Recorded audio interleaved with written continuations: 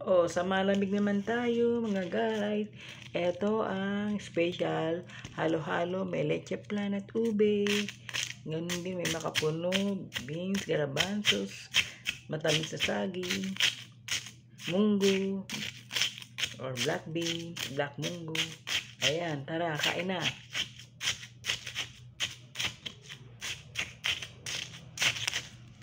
Siyempre, una natin kakainin itong ube. Harap.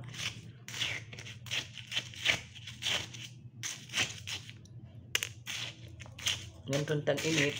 Sarap kumain ng halo-halo. Oh, yan. Harap.